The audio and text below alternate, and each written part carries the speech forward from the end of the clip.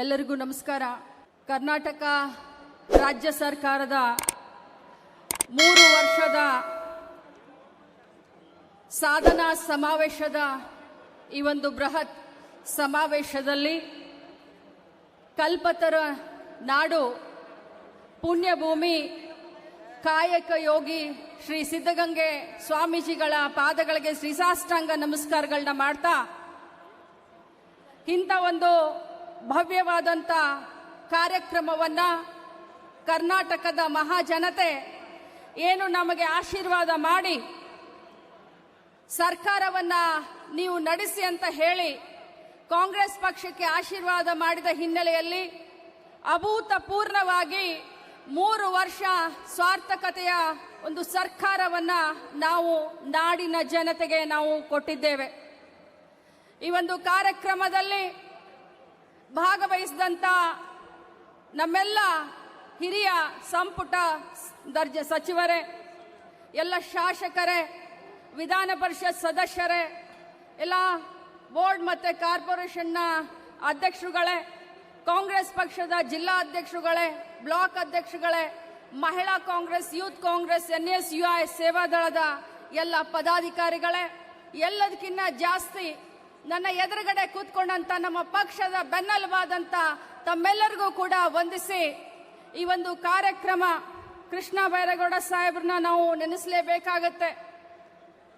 ಸರ್ಕಾರದ 6ನೇ ಗ್ಯಾರಂಟಿ ಏನು ಕಂದಾಯ ಇಲಾಖೆಯಿಂದ ಇಷ್ಟೊಂದು ಬೃಹತ್ತಾಕಾರದ ಒಂದು ಕಾರ್ಯಕ್ರಮಗಳನ್ನು ಅವರು ಹಮ್ಮಿಕೊಂಡಿದ್ದಾರೆ. ಮೊದಲನೇದಾಗಿ ನಾನು ನಮ್ಮ ಕಂದಾಯ ಸಚಿವರಾದಂಥ ಶ್ರೀ ಕೃಷ್ಣ ಬೈರೇಗೌಡ ಅವರನ್ನ ಅಭಿನಂದಿಸ್ತೀನಿ.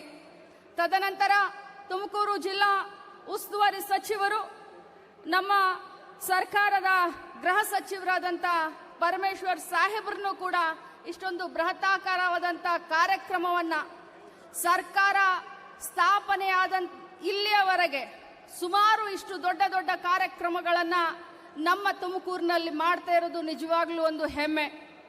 ಬಂಧುಗಳೇ, ಚುನಾವಣಾ ಪೂರ್ವ ಏನು ನಮ್ಮ ಪಕ್ಷ ತಮ್ಮೆಲ್ಲರ ಎದುರುಗಡೆಯನ್ನು ಭಾಷೆಯನ್ನ ಕೊಟ್ಟಿತ್ತು, ಈ 3 ವರ್ಷದಲ್ಲಿ ರಾಜ್ಯದ ಕಟ್ ಹೋಗ್ತಾ ಇದ್ದೇವೆ, ಪಂಚ ಗ್ಯಾರಂಟಿಯನ್ನ ಅನುಷ್ಠಾನ ಮಾಡಿದಿವೆ ಅನ್ನುವಂತ ಒಂದು ಹೆಮ್ಮೆಯಿಂದ ಈ ಒಂದು ಸಾಧನಾ ಸಮಾವೇಶದಲ್ಲಿ ನಾವಿವತ್ತು ಭಾಗಿಯಾಗಿದ್ದೇವೆ.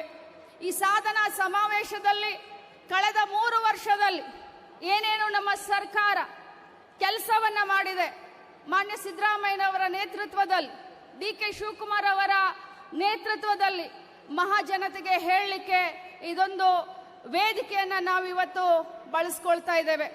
ಬಂಧುಗಳೇ, ಕೇಂದ್ರ ಸರ್ಕಾರದ ಅಸಹಕಾರ ಇದ್ದರೂ ಕೂಡ ಕರ್ನಾಟಕ ರಾಜ್ಯದ ಪಾಲಿಗೆ ಕೇಂದ್ರ ಸರ್ಕಾರ ಪದೇ ಪದೇ ಅನ್ಯಾಯ ಮಾಡಿದ್ರೂ ಕೂಡ ನಮಗೆ ಬರಬೇಕಾದಂತ GST ಹಣವನ್ನ ನಮಗೆ ಕೊಡದೇ ಇದ್ರೂ ಕೂಡ, ಬೇರೆ ಎಲ್ಲ ಯೋಜನೆಗಳಲ್ಲಿ ಕೇಂದ್ರ ಸರ್ಕಾರದ ಹಣ ನಮಗೆ ಬರದೇ ಇದ್ರೂ ಕೂಡ ಸುಮಾರು 1 ವರ್ಷಕ್ಕೆ 60,000 ಕೋಟಿಯಷ್ಟು ಗ್ಯಾರಂಟಿಗೆ ಹಣವನ್ನ ನಾವಿವತ್ತು ಬಳಸ್ತಾ ಇದ್ದೇವೆ. ಬಂಧುಗಳೇ, ಬಹಳಷ್ಟು ಹೆಮ್ಮೆಯಿಂದ ಹೇಳಲಿಕ್ಕೆ ಬಯಸ್ತೇನೆ, ನನ್ನ ಮಹಿಳಾ ಮತ್ತು ಮಕ್ಕಳ ಕಲ್ಯಾಣ ಇಲಾಖೆ 1ರಲ್ಲಿನೇ ಗೃಹಲಕ್ಷ್ಮಿ ಯೋಜನೆಗೆ ನಾವಿವತ್ತು ಸುಮಾರು 28,000 ಕೋಟಿಯನ್ನ 1 ವರ್ಷಕ್ಕೆ ಬಳಸ್ತಾ ಇದ್ದೇವೆ. ಮಹಿಳೆಯರ ಆರ್ಥಿಕ ಸಬಲೀಕರಣಕ್ಕೆ ಅಂತ ಹೇಳಲಿಕ್ಕೆ ಅತ್ಯಂತ ಹೆಮ್ಮೆ ಅನಿಸುತ್ತೆ ನನಗೆ. ಇವತ್ತು ನಮ್ಮ ಮಹಿಳೆಯರು ಶಕ್ತಿವಂತರಾಗಿದ್ದಾರೆ, ಆರ್ಥಿಕವಾಗಿ ಸಬಲೀಕರಣ ಆಗ್ತಾ ಇದ್ದಾರೆ. ಸಣ್ಣ ಪುಟ್ಟ ದೈನಂದಿನ ಜೀವನದಲ್ಲಿ ತಮಗೇನಾದ್ರೂ ಅನುಕೂಲ ಆಗಿದೆ ಅಂತಂದ್ರೆ ಅದು ಗೃಹಲಕ್ಷ್ಮಿಯಿಂದ ಅಂತ ಹೇಳಿ ಮುಂದೆ ಬಂದು ಮಾತನಾಡ್ತಾ ಇದ್ದಾರೆ. ಬಂಧುಗಳೇ, ಇವತ್ತು ಶಕ್ತಿ ಯೋಜನೆ ಆಗಿರಬಹುದು, ಅನ್ನಭಾಗ್ಯ ಆಗಿರಬಹುದು, ಯುವ ನಿಧಿ ಆಗಿರಬಹುದು, ಗೃಹ ಜ್ಯೋತಿ ಆಗಿರಬಹುದು, ಇವೆಲ್ಲ ಕೂಡ ಮಹಿಳೆಯನ್ನ ಕೇಂದ್ರೀಕೃತವಾಗಿ ಇಟ್ಟುಕೊಂಡು ನಮ್ಮ ಸರ್ಕಾರ ಯೋಜನೆಯನ್ನ ರೂಪಿಸಿದೆ. ತಾವು ಪದೇ ಪದೇ ನೋಡ್ತಾ ಇರಬಹುದು ಯಾವ ರೀತಿಯಾಗಿ ವಿರೋಧ ಪಕ್ಷದವರು ಬರೀ ವಿರೋಧವನ್ನ ಮಾಡಲಿಕ್ಕೆ ನಮ್ಮನ್ನ ಟೀಕಿಸ್ತಾರೆ.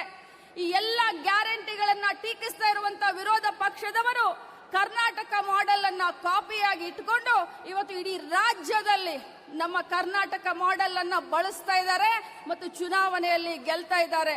ಕರ್ನಾಟಕದಲ್ಲಿ ಮಾತ್ರ ಗ್ಯಾರಂಟಿಯನ್ನ ವಿರೋಧಿಸ್ತಾ ಇದ್ದಾರೆ.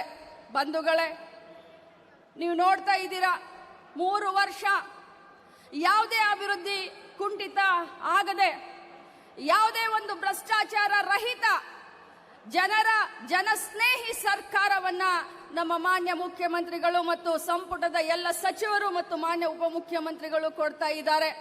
ಇವತ್ತು ಬಹಳ ಹೆಮ್ಮೆ ಅನ್ಸುತ್ತೆ. ನನ್ನ ಮಹಿಳಾ ಮಕ್ಕಳ ಕಲ್ಯಾಣ ಇಲಾಖೆಯಲ್ಲಿ ಒಂದು ರೆಕಾರ್ಡ್ ಅಂತ ಹೇಳಲಿಕ್ಕೆ ಬಯಸ್ತೇನೆ.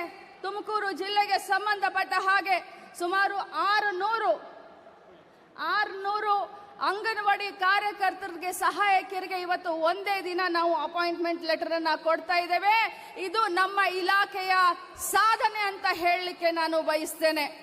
ಅದೇ ಪ್ರಕಾರ ನಮ್ಮ ಇಲಾಖೆಯಿಂದ ಸುಮಾರು 106 ಕಾರ್ಯಗಳನ್ನ ಶಂಕುಸ್ಥಾಪನೆ ಮತ್ತು ಉದ್ಘಾಟನೆಯನ್ನ ಇವತ್ತು ಇದೇ ವೇದಿಕೆ ಮುಖಾಂತರ ನಾವು ಮಾಡ್ತಾ ಇದ್ದೇವೆ. ಒಟ್ಟಾರೆಯಾಗಿ ಹೇಳಬೇಕು ಅಂತಂದ್ರೆ ಸಂಪುಟದ ಎಲ್ಲ ಸಚಿವರಾಗಿರಬಹುದು, ಮುಖ್ಯಮಂತ್ರಿಗಳು, ಉಪಮುಖ್ಯಮಂತ್ರಿಗಳಾಗಿರಬಹುದು, ನಮ್ಮೆಲ್ಲರ ಉದ್ದೇಶ ಒಂದೇ. ನಿಸ್ವಾರ್ಥತೆಯಿಂದ ನಿಷ್ಪಕ್ಷಪಾತವಾಗಿ ಜನರಿಗೆ ಕೊಟ್ಟಂತ ಭಾಷೆಯನ್ನ ಪ್ರಾಮಾಣಿಕವಾಗಿ ಈಡೇರಿಸ್ತಾ ಇರೋದು, ಪ್ರಾಮಾಣಿಕವಾಗಿ ತಮಗೆ ತಲುಪಿಸುವಂತ ಕೆಲಸವನ್ನ ನಾವೆಲ್ಲರೂ ಪ್ರಾಮಾಣಿಕವಾಗಿ ಇವತ್ತು ಮಾಡ್ತಾ ಇದ್ದೇವೆ. ಬಂಧುಗಳೇ, ರಾಜ್ಯದ ಅಭಿವೃದ್ಧಿಗೆ, ರಾಜ್ಯದ ಶ್ರೇಯೋಭಿವೃದ್ಧಿಗೆ ಕಾಂಗ್ರೆಸ್ ಪಕ್ಷದ ಸರ್ಕಾರ ಯಾವತ್ತು ಹಗಲಿರ್ಲು ಕೂಡ ನಿಸ್ವಾರ್ಥತೆಯಿಂದ ನಾವು ಸೇವೆ ಸಲ್ಲಿಸ್ತಾ ಇದ್ದೇವೆ. ಈ 3 ವರ್ಷ ನೀವೆಲ್ಲ ಮಾಡಿದಂತ ಆಶೀರ್ವಾದದಿಂದ ನಾವು ಅಭಿಮಾನದಿಂದ ಹೇಳಲಿಕ್ಕೆ ಬಯಸ್ತೇನೆ. 3 ವರ್ಷ ನಿಮ್ಮ ಆಶೀರ್ವಾದದಿಂದ ರಾಜ್ಯದಲ್ಲಿ ಸರ್ಕಾರ ನಡೆಸಿದ್ದೇವೆ. ಮುಂದಿನ ಬಾರಿ ಕೂಡ ನಿಮ್ಮೆಲ್ಲರ ಆಶೀರ್ವಾದ, ಮಾರ್ಗದರ್ಶನ, ವಿಶ್ವಾಸ, ನಂಬಿಕೆ ನಮ್ಮೆಲ್ಲರ ಮೇಲೆ ಇರಲಿ ಅಂತ ತಮಗೆ ಕೈ ಮುಗಿದು ಕೇಳ್ತಾ ಇದ್ದೇನೆ.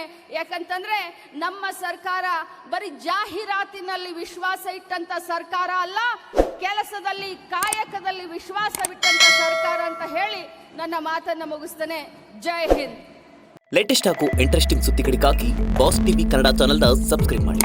ಹಾಗೆಯೇ ಬೆಲ್ ಐಕಾನ್ ಪ್ರೆಸ್ ಮಾಡಿ. ಇದರ ಜೊತೆಗೆ ಫೇಸ್ಬುಕ್, ಇನ್ಸ್ಟಾಗ್ರಾಮ್, ಎಕ್ಸ್ನಲ್ಲೂ ಮಿಸ್ ಮಾಡದೆ ಫಾಲೋ ಮಾಡಿ.